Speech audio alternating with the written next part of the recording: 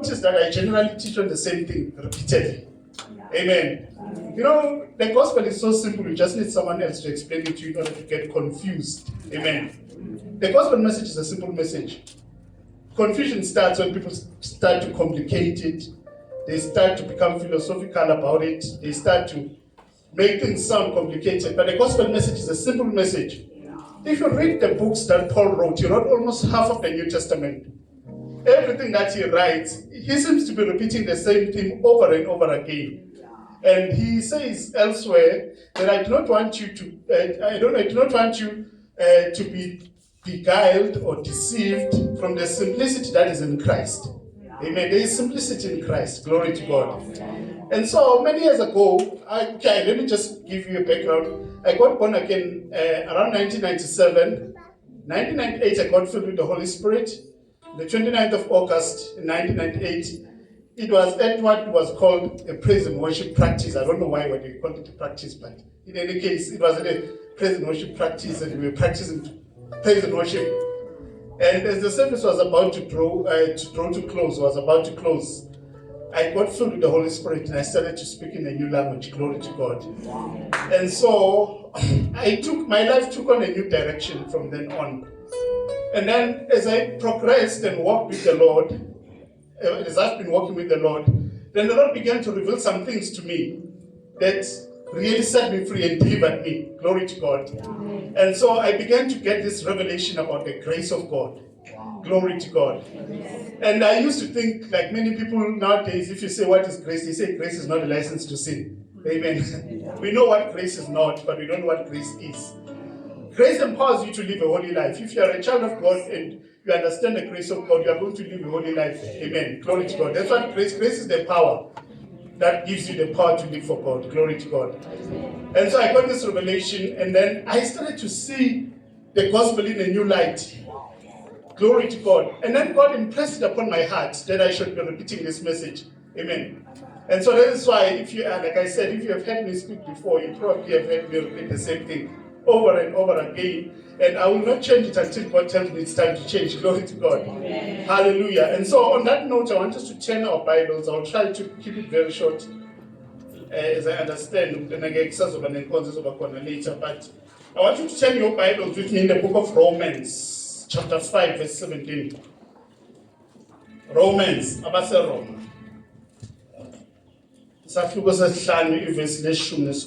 Amen.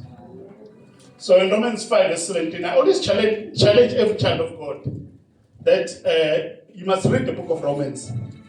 You know, for me, I'm not really convinced that you are a strong Christian until you've read the book of Romans and understood it.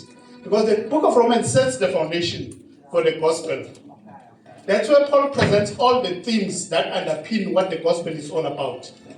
You must read the book of Romans and read it repeatedly. Then you'll understand what the gospel message is all about. Romans 5, verse 17. And ngizocela basiphethe ophethe lesizulu asifundele. Then ngizofunda ngaleli ngiphethe. Abase Roma 5, verse 17. Nomkhumalo sifundele. Siyafunda bazalwane, isihloko sithi ukulunga nokuphila kwafika ngoJesu. Verse 17. Ngokuba uma ngesiphambeko somuntu munye ukufa kwakusa ngalowo emunye, ikakhulu abamukela ukuvama komusa nokuvama kwesipho sokulunga. Abamukela ini? Ukuvama komusa. Ukuvama komusa nokwamukela ini futhi kwesibili? Nokuvama kwesipho sokulunga. Nokuvama kwesipho sokulunga. Kuzokwenzakalani? Bayakubusa ekuphileni ngalowo emunye uJesu Kristu. Bayakubusa ekuphileni ngalowo emunye uJesu Kristu.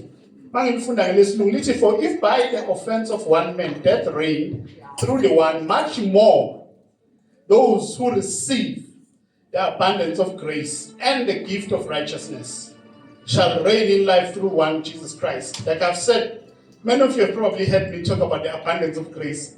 Amen. But here today I want to focus mainly on the phrase that says the gift of righteousness. Glory to God. Much more they which receive two things, the abundance of grace. I once had a fellow who said to me, I don't like I don't like you because you tend to talk more about grace or a lot about grace. Amen. But the Bible just says that if you receive what? The abundance of grace. Ukuvama komusa. Abundance of grace. And the gift of righteousness. They shall reign in life by one Christ Jesus. The gift of righteousness. And we know what grace is. Grace is the unmerited and undeserved favor of God upon our lives. But today I want us to focus mainly on the gift of righteousness. The Bible says through Adam, death reigned. We know that Adam committed high treason and he committed sin that caused all of us to become sinners. Glory to God. That is why you are not a sinner because of your own sins that you do. Those are just the fruits of who you are. Amen. And I'm just talking about someone that is not born again. But you are a sinner simply because Adam committed high treason. The Bible says, for all have sinned and they've fallen short of the glory of God. They've all sinned and fallen short of the glory of God. I used to say there are three things that God does not know. We say God knows everything. Probably have heard me say this. We say God knows everything, but there are three things that God does not know. Firstly, God does not know any man who is without sin. The Bible says, for all have sinned and they've fallen short of the glory of God. So there is no man who can come by himself without Christ and say, I'm not a sinner. Glory to God. And secondly, God does not know any way to save men except through Jesus Christ. There is only one name given unto men by which you can be saved. That is the name of Jesus. Glory to God. So God does not know any way to save men except through Jesus. And thirdly, God does not know any time to save men except now. Every time he makes an invitation and he extends an invitation, he says, come now. Let us reason together. Wozani manje sithethe indaba. Isho njalo incwadi kaIsaiah. Amen. So, uNkulunkulu akamazi umuntu ongenasono. uNkulunkulu akayazi indlela yokusindisa umuntu ngaphandle kaJesu Kristu. uNkulunkulu akasazi isikhathi angasindisa ngaso umuntu ngaphandle kwamanje. Glory to God. And so we understand that the Bible says that through Adam death reigned. It says, for if by the offense of one man, who is that one man? It was Adam. Adam or Adam, depending on which school you went to. Amen. Glory to God. The Bible says, through the offense of this one man, death reigned. Much more those who receive the abundance of grace and the gift of righteousness shall reign in life. I like the fact that it says shall reign in life, not in death. You see, as Christians, we've lived in a we've lived in a fictional mode where we always think about in the sweet by and by we shall reign. In the sweet by and by we shall reign. It's not about doing it in the sweet by and by. The Bible says they shall reign in life by one Christ Jesus. Amen. It says those who receive these two things, the abundance of grace and the gift of righteousness, they shall reign in life by one Christ Jesus. Glory to God. Amen. And so these are the two main things that you need to receive in your life in order to reign in life, in order to conquer in life. You need the abundance of grace. You need the gift of righteousness. The Bible says through Jesus then we reign in life. Now notice that Paul says much more. Much more. You see, God is about more. Glory to God. Christ's victory does not merely cancel Adam's defeat. It overwhelmingly, but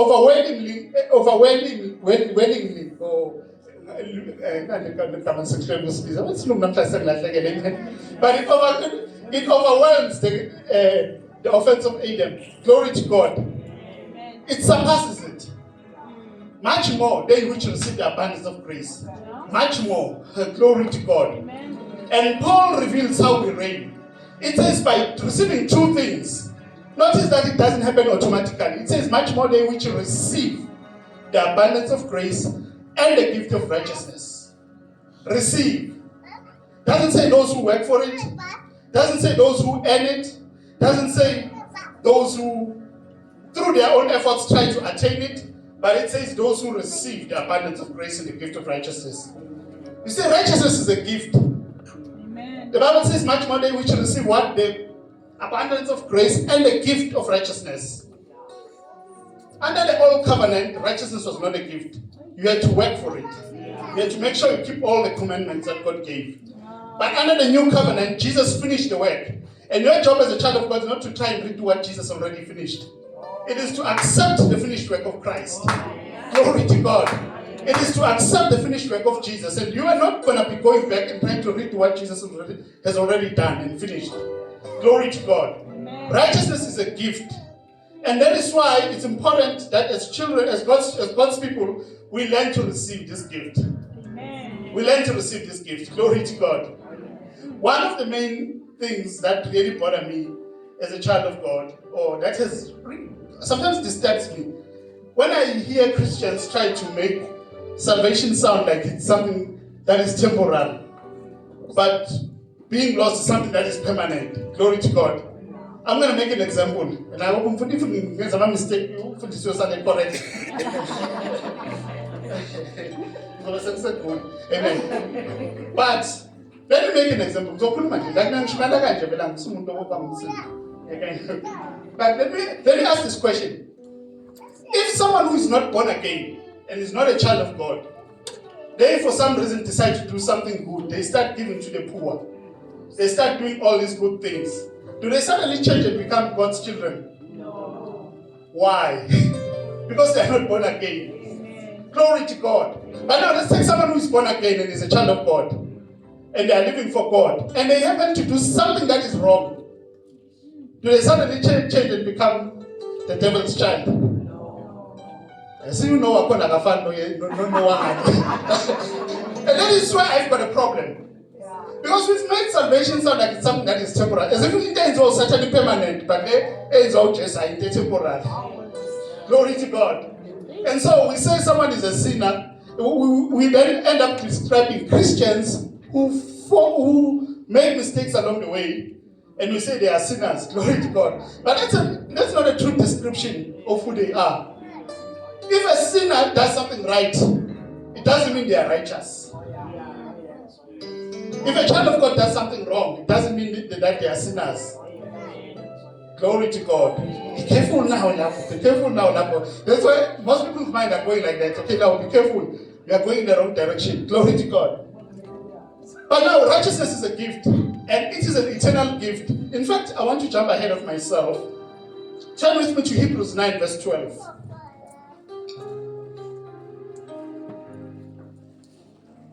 About Hebrews chapter 9, verse 12.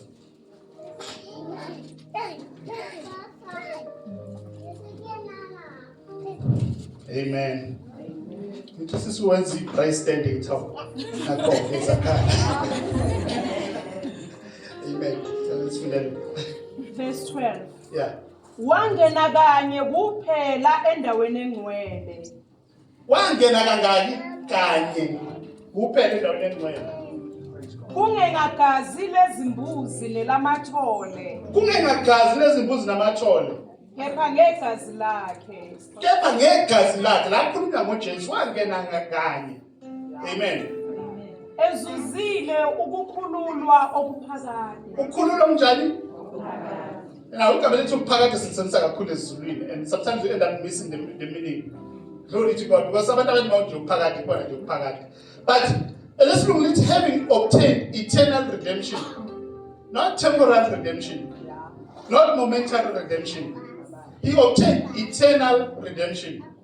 So our salvation is not temporal, but it's eternal. Glory to God. Amen. The Bible says he entered once in the most holy place, once and for all, and he obtained eternal redemption. So if redemption is eternal, then righteousness that flows from redemption is also eternal. I put it to you that if redemption is eternal, then the righteousness that comes from it is also eternal. We are eternally redeemed. We are eternally set free. We are eternally delivered. Glory to God. You see, a lot of people and a lot of Christians, although they are free, they still live as though they are bound. The reason why you're struggling with sin in your life is not simply because you are a sinner. It is simply because you need to be set free from your mind. Glory to God. Once your mind is delivered, then you will realize that you have been set free and delivered. Glory to God. And by the way, something that just came into my mind, I don't know who it's for, but there are some people who need to be delivered from people. Lord, we get delivered from demons and whatnot, but there are some people here, you need to be delivered from people because you always wonder about how people see you, how people look at you, and all these kind of things. Glory to God. But as a child of God, God wants you to be free. God wants you to be free. Glory to God. It says he obtained eternal redemption. If redemption is eternal, then righteousness that comes from it is also eternal. Hebrews 5 verse 9. By the way, like I forgot to warn you, which I like to read a lot of scriptures. Amen. Hebrews 5 verse 9. And let us inform them.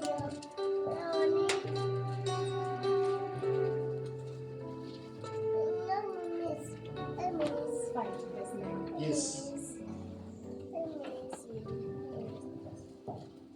Isephelelisiwe waba isisusa sokusindiswa okuphakade. Ukusindiswa kunjani?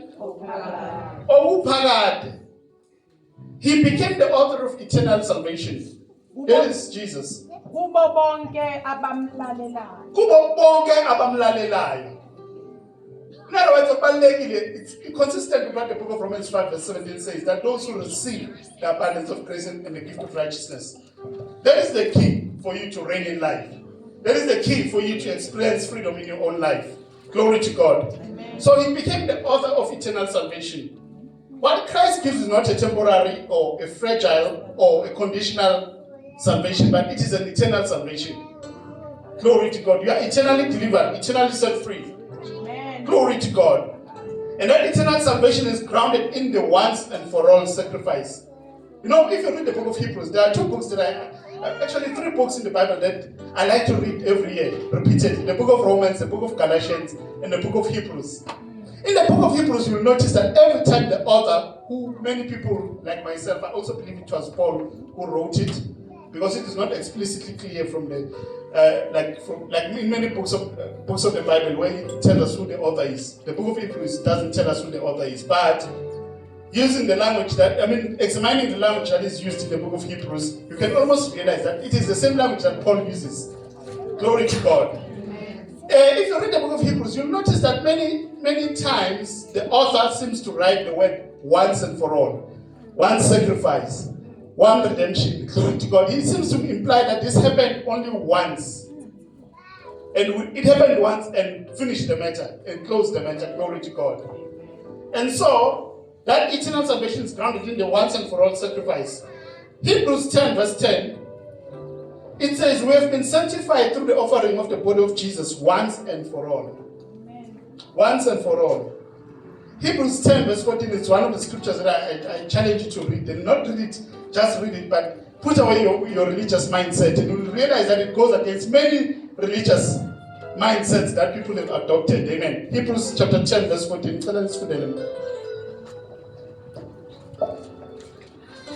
Ngokuba ngomnikelo munye uphelelise njalo labo abangcweliswayo. Uphelelise njalo labo abangcwelisayo. Uphelelise. We are used to saying no one is perfect, right? It's a general way we talk. We say no one is perfect. And of course, without Jesus, no one is perfect. Glory to God.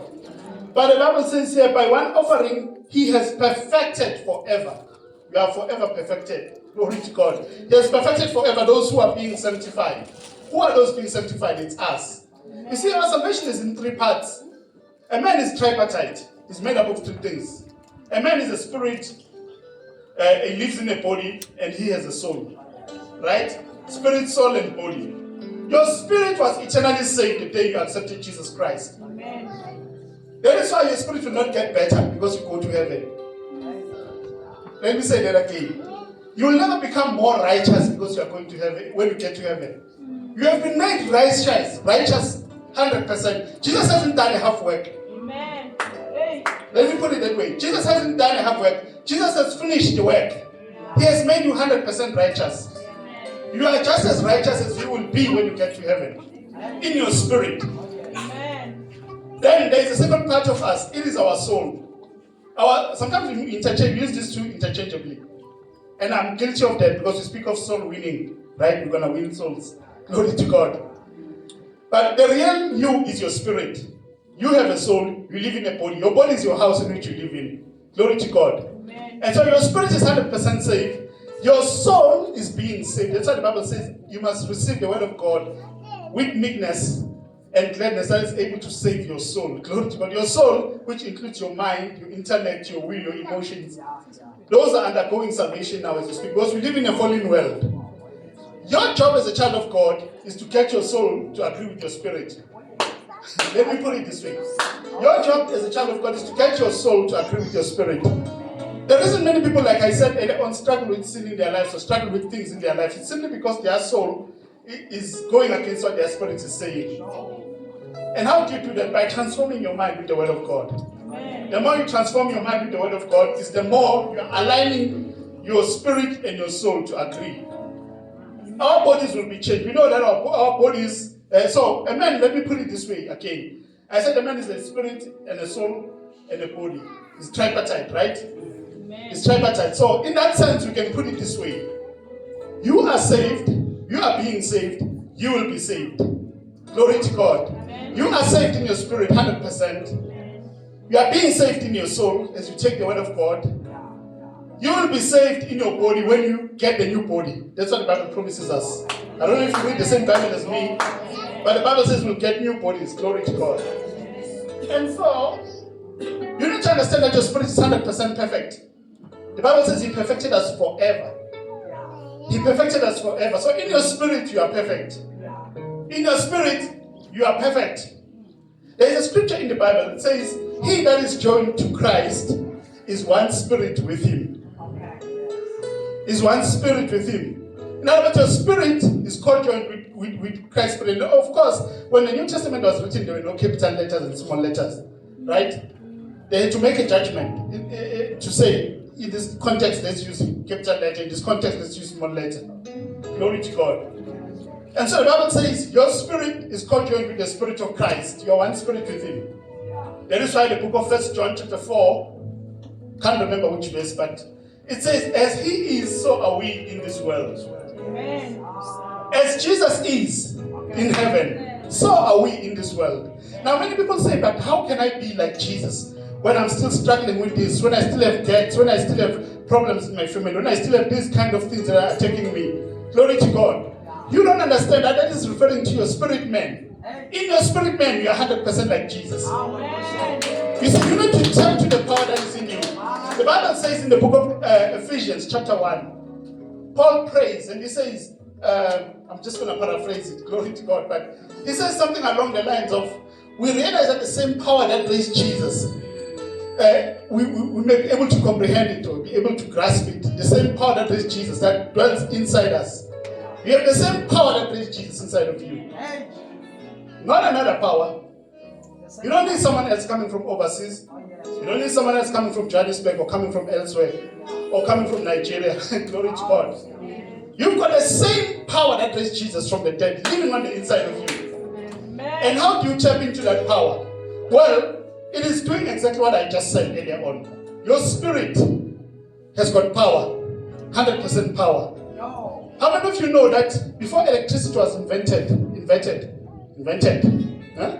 Which is which? Before they created electricity, let's put it better. Before they created electricity. How many of you know that the electricity was always there? There was always power available. There was always power available. But nobody knew how to tap into that power. Glory to God. Power was present, but nobody knew how to tap into it. Glory to God. So, as a child of God, you need to realize you have the same power inside of you. You need to grasp how to tap into that power. Glory to God. You need to tap into that power. How many of you know that you can have electricity, but still not be able to make food, still not be able to do all these things that are needed that you use electricity for?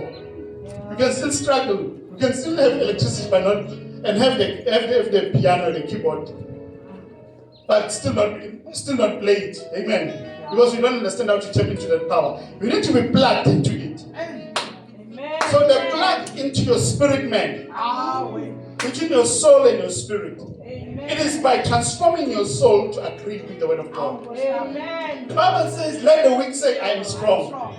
The Bible says, let the poor say, I am rich. Glory to God. You need to let your soul agree with what the Bible describes about you. The biggest dilemma in Christianity, I like to analyze things. Glory to God. I'm trying to learn things. I've actually applied for my master's And I'm praying that I will be accepted. Not in theology, I'm not into theology. Amen. I'm into finance or accounting. Amen. But I like to analyze things. And one thing that I have been analyzing is that there seems to be a dilemma in Christianity where people don't seem to. Some people are saying we are like this, others are saying no, we are not like this, we are a sinner. Others are saying no, you are righteous. And so there's this conflict or friction that is going on. The friction is caused by a misunderstanding of people not understanding that when the Bible sometimes speaks, it is speaking about your spirit. It's speaking about your spirit. In many instances, when Paul writes, and he writes to the believers, he describes their spiritual state. He describes their spiritual state. But many people want to see things physically. They don't understand how the Bible refers to them as holy when their own body doesn't look holy, or they don't look holy. So they are trying to describe themselves based on what this. The Bible says we don't walk by what? But you walk by what? Another word for the righteous is the word just. Right? And the Bible says the just shall live by what? The just are the justified. If you are just, it means you've been justified. You've been made righteous. And it says the just shall live by faith. The just live by faith. They don't live based on what they see. You don't live based on the feelings of your body. Now I had someone many years ago say to me, when you prayed yesterday and I accepted Jesus, I felt so safe, but now I don't feel safe anymore. Well, I had to bring to the attention of the person that salvation is not dependent on how you feel. Especially we charismatics and Pentecostals, we need to be careful because we emphasize feelings a lot, right? But salvation is not about how you feel. It is about what God's word has said. Glory to God. The word of God is a perfect law of liberty. The Bible says whoever looks at the perfect law of liberty but forgets how he looks, it doesn't benefit him. Even I'm paraphrasing. So the word of God is like a mirror. When you look at the word of God, you're looking at yourself. You're looking at yourself. The word of God describes your spiritual state. How many of you know that when you've looked at the mirror, you see who you are? The real you. Right? Amen. How many of you know that you've never seen yourself, by the way? Let me just put it that way. You've never seen yourself. Amen. Nobody can claim that I've seen myself. You always rely on the mirror. Especially the ladies, right? With their makeup. You don't just say, okay, let me come out and then look at my body. No, you don't do that. But instead you stand before a mirror and the mirror will show you how you look. The word of God is the same thing. The word of God is a mirror. When you look at the word of God, you see yourself. You see yourself as righteous. You see yourself as redeemed. You see yourself as healed. If you are sick and you've got a pain in your body, you don't depend on how you feel. But you depend on what the word of God says you are. Glory to God. It's not dependent on how you feel. It's not dependent on how you on what others think or how you think. But it is dependent on what the word of God says about you. Amen. The word of God is the mirror. Glory to God. That is why the Bible calls it the perfect law of liberty. It's important to look at it. That's why I made a decision when I discovered that I need to look into the word of God on a daily basis. And I don't understand here and claim to be perfect. There are instances when I have not looked at it, daily instances. Amen. But you need to look into the word of God on a daily basis because it reflects who you are. Amen. It reveals who you are. Glory to God. Amen. I don't know why I'm going this direction. Glory to God. But as a child of God, you need to understand that the word of God describes your spiritual state. The Bible says in the book of 1 John, I believe it's verse 3, it says, "Beloved, I pray that you may prosper and be in health, even as your soul prospers." And how is your soul going to prosper? Only by aligning to the Spirit. Amen. Only by aligning to what the word of God says about your spirit state. Glory to God. Another verse, 2 Corinthians 5, verse 17, I believe it is. It says, "Whoever is in Christ is what? It's a new creation." But are you aware that many people, when I accepted Jesus, for example, it doesn't mean that I suddenly had a new body, physical wise, right? If you were big, I was not big when I accepted Jesus, right? Or if you were, then let's put it respectfully, if you were horizontally gifted, When you accept Jesus, you still have the same body, right? Nothing changed in your body. Amen. Glory to God. Amen. But something changed in your spirit, man. Amen. Glory to God. Amen. Something changed and you became a new man. That is why the Bible says, if any man be in Christ, he is a new creation. I like the Living Bible. It says he is a brand new creature. We are a brand new creature on the inside of you. We are brand new. Glory to God. You've been made to be like Jesus. As he is, so are we in this world. In the spirit man, you are like Jesus. In the spirit man, you are fully like Jesus. And I'm challenging you today. There are people who are faced with challenges in their own lives. And you've been wondering, but how can I conquer this? You need to tap into that power. You need to tap into that power. And how do you do that? The word of God is how we tap into it. Take the word of God like medicine. If you are feeling pain in your body, the Bible says, my son, I turn unto my word. For they are health and medicine to all their flesh. Glory to God. So the word of God is like medicine. It's like the way you take tablets from a doctor. When the doctor says you've got this, and they give you, you've got this disease or whatever, and they tell you to take these tablets, 3 tablets a day. The same way you need to take the word of God. Amen. I take the word of God like tablets. If I've got pain in my body, you see, the problem is most people believe that everything has to come through a miracle, right? We think everything has to be a miracle. And I once said this thing when, if you notice that if you get born again, I don't know about you, but when you get born again, it seems like God answers everything miraculously. But as you move along with God, you realize that God doesn't do miracles for me anymore. He doesn't seem to be doing them for you anymore.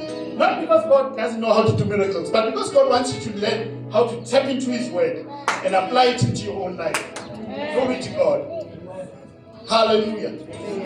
Glory to God. Hallelujah. And so we need to learn this. It says we have been made perfect in our spirit man. We've been saved. So, in other words, this eternal work brings us into something even greater. An eternal inheritance. That's even more interesting because the Bible says in Hebrews 9 verse 15, you can write it down. It says, those who are called may receive the promise of eternal inheritance. Eternal inheritance. Glory to God. That's what we have. You need to know the things that you have in Christ. You need to know the things that you have in Christ. I believe it's in the book of Philemon or Philemon, right? Depending where you went. But the book of Philemon says that the working of your faith may become effectual by acknowledging every good thing that is in you in Christ Jesus. The working of your faith will only become effectual or effective by acknowledging every good thing that is in you in Christ Jesus. Amen. When you acknowledge and you start to know who you are, the good things that are in you in Christ Jesus, then your faith will start to work. Hallelujah. How much time do I still have? Let me see. I'm very close to the sketch with you on the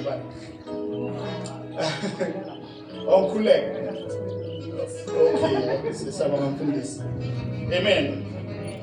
So you need to understand who you are. And that is precisely what God revealed to me. My message is mainly centered on Christians understanding who they are in Christ Jesus. Glory to God. Understanding who you are as a child of God. Understanding who you are as a child of God. There's an identity crisis where people don't understand who they are. You know, nowadays there's a huge identity crisis. Amen. Glory to God. People don't understand who they are. People just don't understand who they are. Even in society today, people are just confused. Amen. Glory to God. That is why you find a man who thinks they are not a man and they are a woman. A lot of problems where people just are suffering from identity. I won't go into that, otherwise we'll start another topic. But my point is mainly Christians need to understand who they are. You need to understand who you are as a child of God. And when you understand who you are, you will start to walk tall. You will start to walk boldly. Amen. You will start to walk boldly. The Bible says in the book of Proverbs, I believe it's in, can't remember which, I think I had it down here somewhere, but the book of Proverbs says the righteous are as bold as a lion. When you are righteous and you understand your righteous state, you will become bold. And one thing that I need to bring to your attention is that, like I said earlier on, sometimes people confuse things that were said under the old covenant. God works with covenants, right? There are many covenants throughout the Bible. You can refer to the covenant of Adam and Eve, like the Adamic covenant. Refer to the Noahic covenant. You can refer to the Abraham's covenant. You can refer to Moses' covenant. All this type of covenant. God works with covenants. And sometimes people take things from different covenants, requirements of another covenant, and they want to apply them into another covenant. And that causes a lot of confusion. So, all the promises of the righteous in the Bible are made, and they belong to us. But the requirements of righteousness are no longer the same under the old covenant versus the new covenant. Glory to God. Under the new covenant, you must believe in Jesus. Glory to God. And the Bible tells us that under the old covenant, there was a glimpse of that revelation. Because it tells us that Abraham believed God and it was credited to him for righteousness. Glory to God. So Abraham believed God. Was Abraham a perfect man? No. I'm talking in a physical sense. Abraham made a lot of mistakes. Glory to God. At one point in time, he lied and said his wife was his sister or something like that. Glory to God. But God still said he is righteous. He credited for him for righteousness. Not based on his works, because he did not work for it, but simply because Abraham believed God. And it was credited for him for righteousness. Glory to God. Hallelujah. Glory to God. I don't even know where I am in my notes right now. Glory to God. So let me just go back. I like to stick to notes. Glory to God. Like he said, I'm a teacher. I'm not all over. I try to not be all over the place. Glory to God. So let me go back to my notes. So what is the gift of righteousness? 2 Corinthians 5:21 says, we are made righteous. We are made the righteousness of God in Him, in Christ. We are made the righteousness of God in Christ. In other words, it is God's own righteousness. How many of you know that Jesus said, seek ye first the kingdom of God and what? Not in righteousness. He said, and His righteousness. Seek ye first the kingdom of God and His righteousness. Glory to God. And all things, and all things will be added unto you. God is in an adding business, not a taking away business. The Lord has given and the Lord has taken. We like to talk about the God who takes. Glory to God. But the Bible says, and all these things shall be added unto you. Which things? Well, he spoke about a whole lot of things before then. And he said those things will be added unto them. If they would seek mainly two things. The kingdom of God, which is God's dominion, right? And His righteousness. His righteousness, we now know what it is. The righteousness of God is in Christ Jesus. Amen. When you accept Jesus, you're accepting His righteousness. That's why it says we are made the righteousness of God. In fact, Romans 8 verse 1, Paul goes on to say, there is therefore now no condemnation for those that are in Christ Jesus. But just we hear many condemnation on a daily basis. Right? Amen. And I put it to you that you are either in Christ Jesus or you are not in Christ Jesus. You just need to make up your mind. Amen. The Bible says there is therefore now no condemnation for those that are in Christ Jesus. Hallelujah. So, we know that righteousness removes condemnation in our lives. If you are a person who has got shame, you've got a shameful past, you've done things that you are ashamed of, glory to God. We all have a shameful past, right? Amen. Glory to God. We've got things that we are ashamed of. But if you understand who you are in Christ, the Bible says there is therefore now no condemnation for those that are in Christ Jesus. Amen. Proverbs 28 verse 1 is the one that I quoted. It says the righteous are as bold as a lion. In other words, righteousness will give you boldness. Amen. There are two things that God helped me to understand. Mainly because I come from probably, I know here in this place you don't preach like that, but I come from a background where every time God was presented as always angry. It's like God is angry and God is looking for a problem. He's trying to find ways in order to punish you, or like some people say, he's trying to find ways to take you to hell. Glory to God. So we've always had this God presented in the wrong way. Like God is a scarecrow. You know what a scarecrow is? Or a scarecrow. I'm learning both pronunciations. Amen. A scarecrow is like if you've got a garden, ukanda in upopayo to see nyoni. And so Ukunku has always been used like this to try and chase people away from Him. Glory to God. Amen.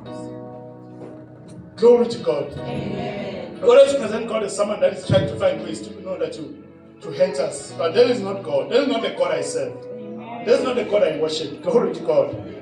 God is trying to find ways to bless you. God is trying to find ways to make you victorious. God is trying to find ways to make you live a victorious life, a reigning life. Glory to God. Amen. Hallelujah. So the Bible says we will reign in life through righteousness. Paul doesn't say we'll reign by effort. The more you try, the more it will happen. Just try more. Maybe it will happen, maybe it might not happen. He says we reign in life by what? By receiving the abundance of grace and the gift of righteousness. Romans 6 verse 14, it says, sin shall not have dominion over you, for you are not under the law, but under grace.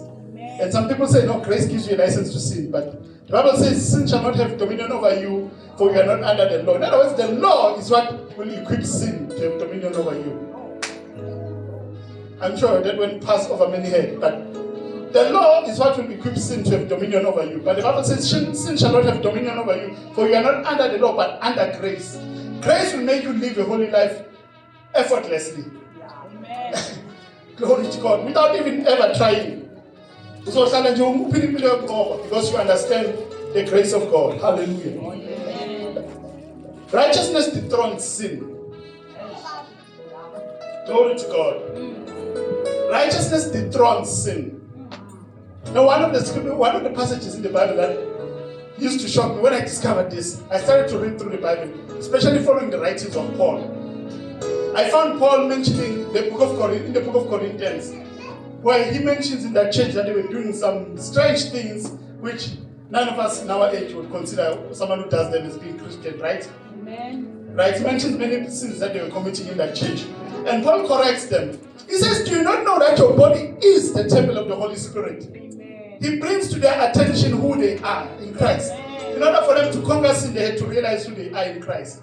He didn't even say, do you not know that your body was the temple of the Holy Spirit? Now that you've sinned, the Holy Spirit is gone and your life is just a mess. He said, do you not know that your body is the temple of the Holy Spirit? He had to bring to their attention who they are in their spirit, man. Glory to God. Hallelujah. Amen. So we understand that we will walk in victory when we understand who we are in Christ. Righteousness puts back, it will put us back in the position of dominion that we lost in the Garden of Eden. The Garden of Eden, man committed high treason. He sinned against God. He lost dominion. And instead of dominating upon the earth, like God told him, have dominion, instead he's being dominated by things and circumstances. We are dominating one another nowadays. Countries are dominating one another.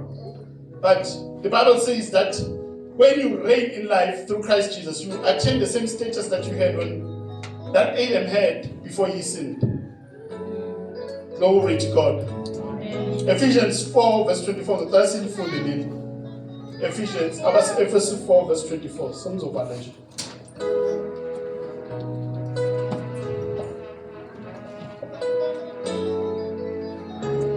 Yeah, we're gonna read two scriptures actually. Ephesians 4 verse 24 and Isaiah 54 verse 17. Ephesians. Ephesians chapter 4 verse 24. Nembathe umuntu omusha owadalwa ngokukaNkulunkulu ekulungeni nasebungcweleni beqiniso. Nembathe umuntu omusha owadalwa ngokukaNkulunkulu ekungcweleni in true holiness and righteousness. Ubani lo muntu omusha iBhayibheli likhuluma ngayo? Well, lo muntu omusha okumele nimembathe ilo muntu lo omusha iBhayibheli lithi we are a new creation. Where lo kumele umembathe? Glory to God. You need to walk the same way your spirit is. If the Bible says you are righteous and you are holy, then you need to walk in holiness. You need to walk in righteousness. The more you believe it in your spirit, man, the more it will become evident in your physical life. Glory to God. Because you've aligned your spirit, man, to your soul and your body. Once your soul and your spirit agree, your body has no choice to agree. Glory to God. Because it becomes two against one. Glory to God. So it says, the new man who is created in true righteousness and holiness. Holiness flows out of righteousness.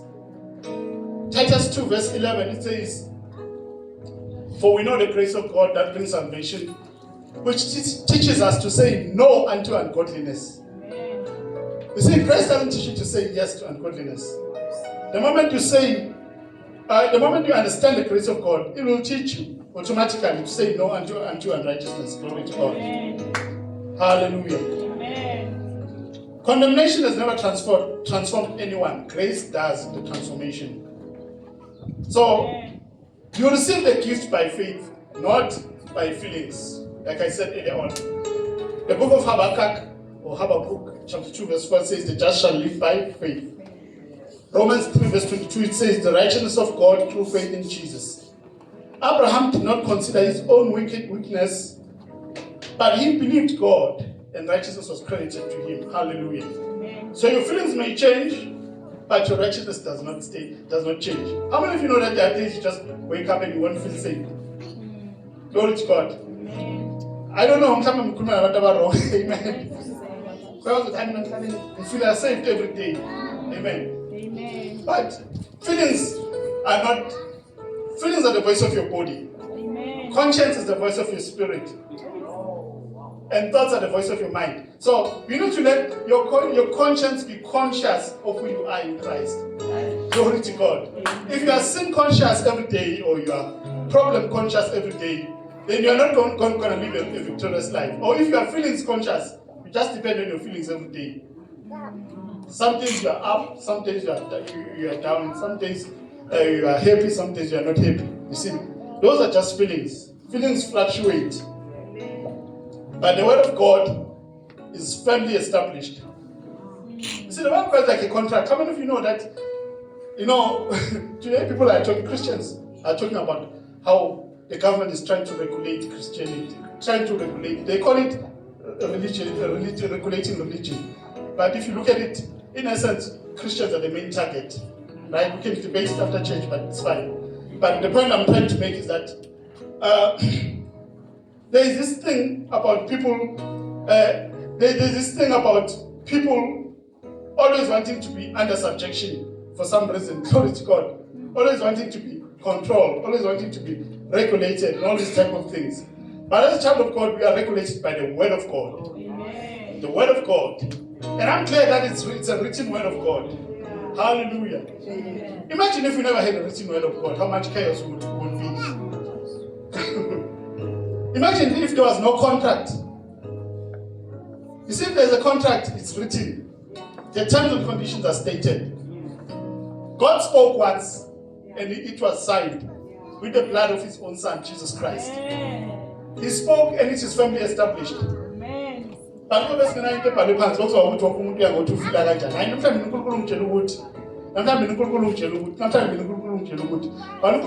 once and said, this is my contract with you. And it will work all the time. Glory to God. Hallelujah. Amen. It's up in Isaiah 54 verse 17. You want to link Balangai.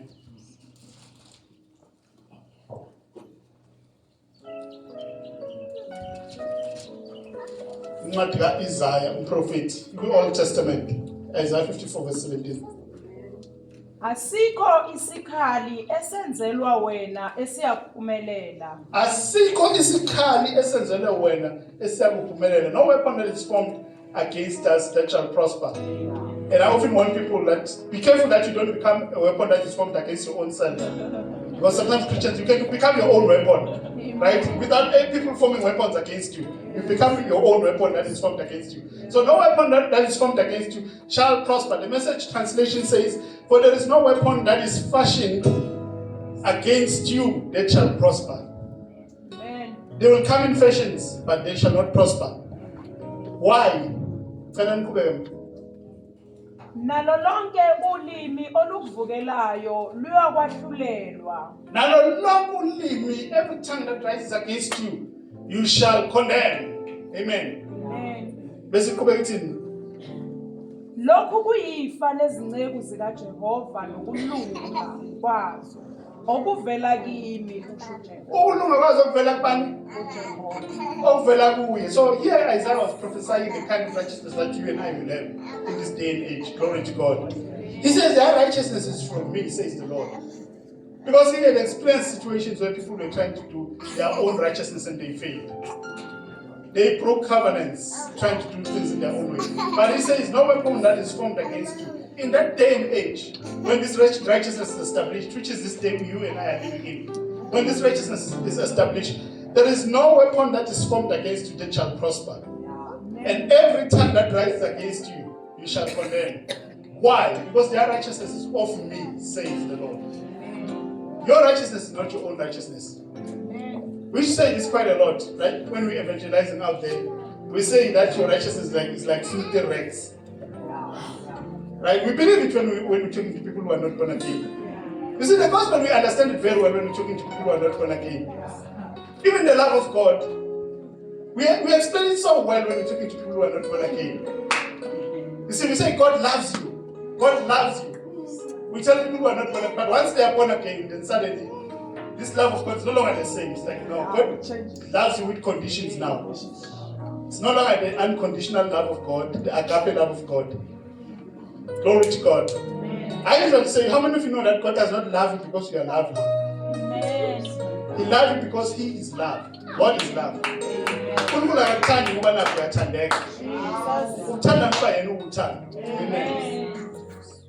He loves you.